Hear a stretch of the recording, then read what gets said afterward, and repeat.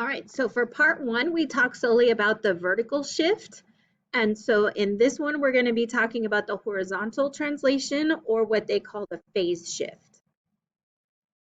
So if we take a look at this question, so again, they give us the parent graph of y is equal to the sine of theta.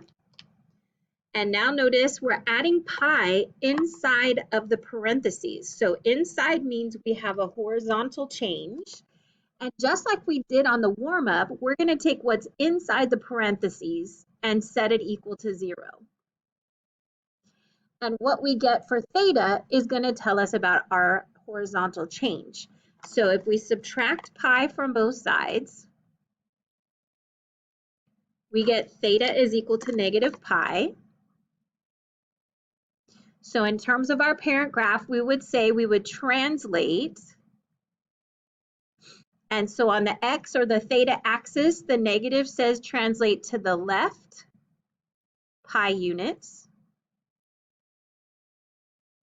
Or what we're going to learn about in the next slide, this is the same as saying that the phase shift is equal to negative pi.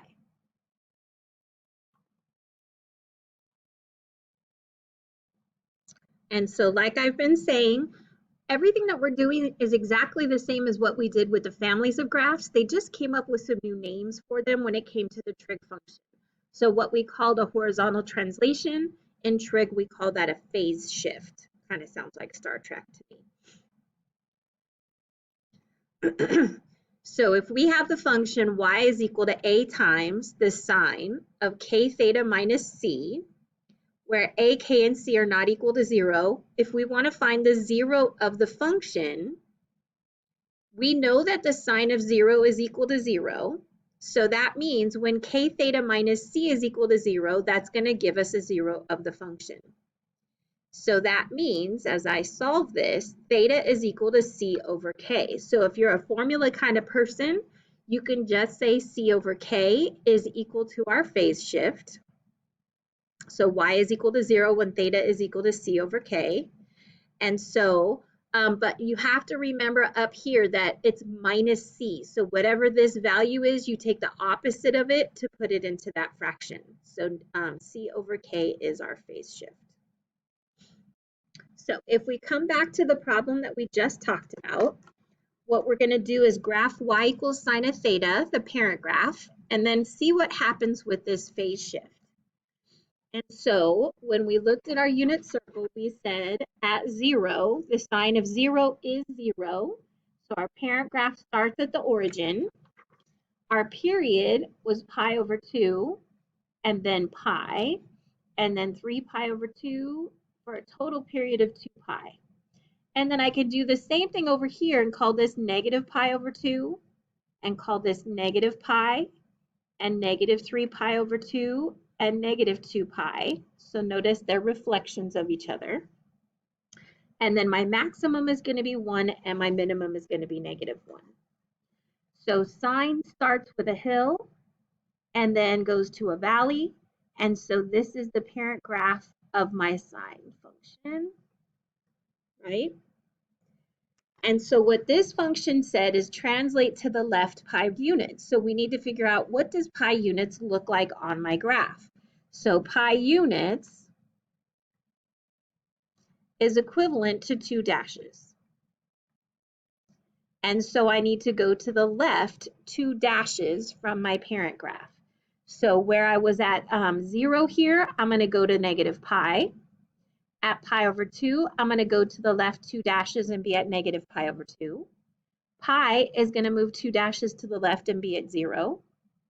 3 pi over 2 is going to move 2 dashes to the left and be at pi over 2. And then 2 pi is going to move 2 dashes to the left and be at pi. So that means that my new function is going to have a period right there. Recognize these go on and on and on forever to the left and to the right. We're just looking at one period of the function to figure out what it would look like. So if we take a look at the next one, take a moment and just tell me what would be the phase shift of the function. We're not even worrying about graphing it.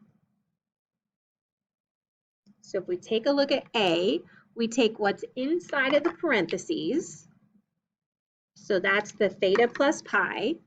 We're going to set that equal to 0. And if we solve for theta, which means subtracting pi from both sides, we get theta is equal to negative pi. So that means that my phase shift is equal to negative pi. And I'm going to shorten that to just PS from this point on, just to save us a little bit of time. So do the same thing for B. Tell me what would be the phase shift of that function. So if I set 2 theta minus pi over 2 equal to 0, then I would add pi over 2 to both sides. And I have 2 theta is equal to pi over 2. And then something to remember, when I divide both sides by 2, dividing by 2 is the same as multiplying by 1/2. So here these cancel, and on the right-hand side, I get theta is equal to pi over 4. Just to let you know, another way we could have done that is you could have said 2 theta over 1 is equal to pi over 2. And if we cross multiplied, we get 4 theta is equal to 1 pi. And then dividing both sides by 4, we get theta is equal to pi over 4. That's an easier way for you to solve the problem. And then again, what we get for theta is what our phase shift is doing. So we have a phase shift of pi over 4, meaning we would translate to the right pi over 4 units. All right, so looking at the next problem, we want to go ahead and graph this function. So the first thing we want to do is describe in words what is happening to our function based upon our parent graph of y is equal to cosine of theta. So you'll see that we have this 2. So my k value is 2. And my c value is pi over 4. I'm sorry, pi over 2 if you are somebody using that formula. C is equal to that. But I'm going to start with this k value of 2. So what that means is my horizontal scale factor is going to be the reciprocal of that, which is 1/2. And since that's less than 1, that's going to be a compression. So that means that we're going to compress horizontally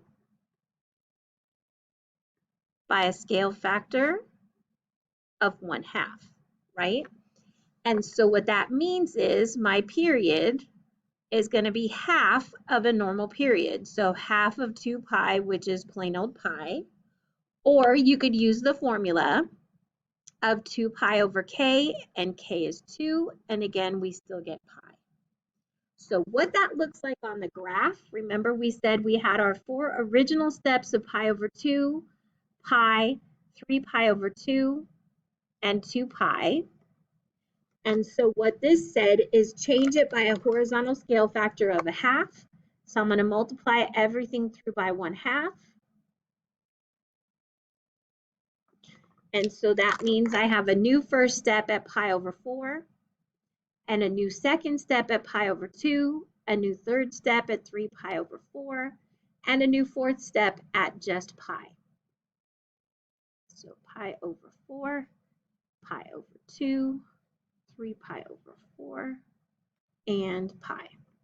Then I can do the opposite on the other side, and I would have pi over 4, negative, negative pi over 2, negative 3 pi over 4, and negative pi. Up as high as 1, down as high as negative 1, right? So then the next thing to talk about is this phase shift. So if I set 2 theta minus pi over 2 equal to 0, adding pi over to both sides, I get 2 theta is equal to pi over 2. And then again, I can either cross multiply or recognize that dividing by 2 is the same as multiplying by 1/2. And so that means that theta is equal to pi over 4. So that means that I'm going to translate to the right pi over 4 units. And so looking at my graph, that is 1 dash.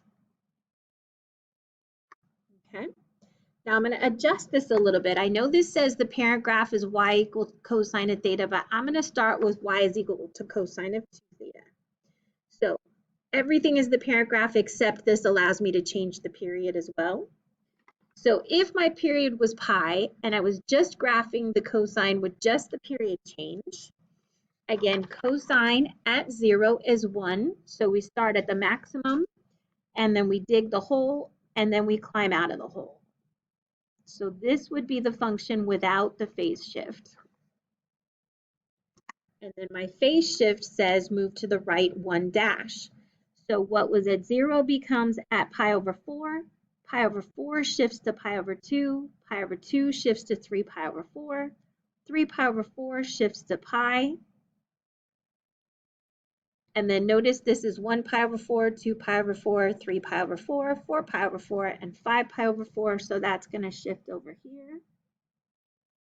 And so this is where the new function would go. And again, it keeps going on forever.